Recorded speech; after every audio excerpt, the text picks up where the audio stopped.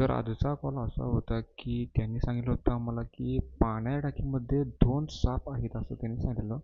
पण तिथं गेलं आम्ही बघितलं तर तिथं एकच साप होता आणि दुसरं होती ती सापाची कात होती.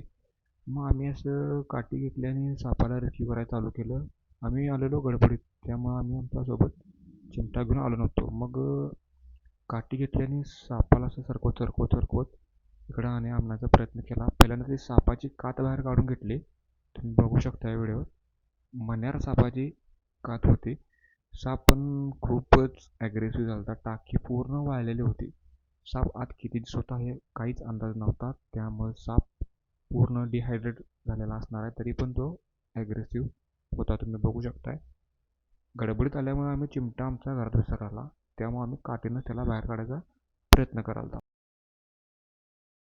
आत अंधार असल्यामुळे आम्ही जरा बॅटरीची सोय करून आत बॅटरी सोडली. सापाला वर काढायचा प्रयत्न करायला.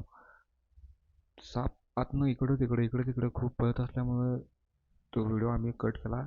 शेवटी सापाला काठी घेऊन सापाला वर काढलं. तुम्ही बघू शकताय. चिमटीत साप वर यायला नको म्हणून आम्ही असं त्याला असं झाडाला जाऊ. तुम्ही बघू शकताय. मण्यारा तिथं साप आहे 1 ते दीड फुटाचा आहे साधारणतः. तुम्ही बघू शकताय.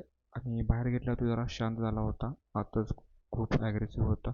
त्यानंतर आम्ही अशी आमची इकडे पिशवी लावली आणि हा सापाचा एक पिशवीचा त्याला एक क्लोजअप शॉट आम्ही घेतला. साप आत गेला. बघू शकता तुम्ही.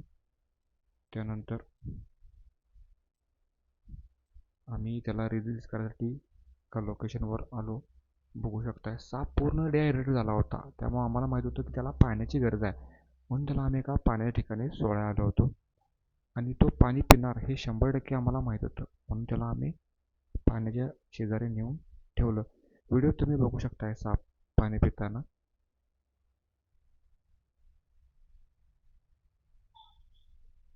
हे बघा साप कसं पाणी पितोय बघा. मण्यार साप पाणी पिताना.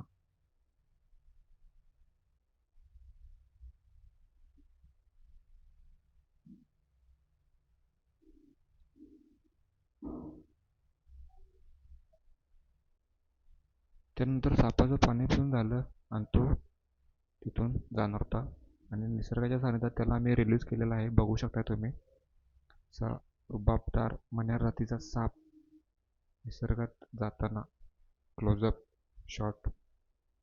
थँक्यू.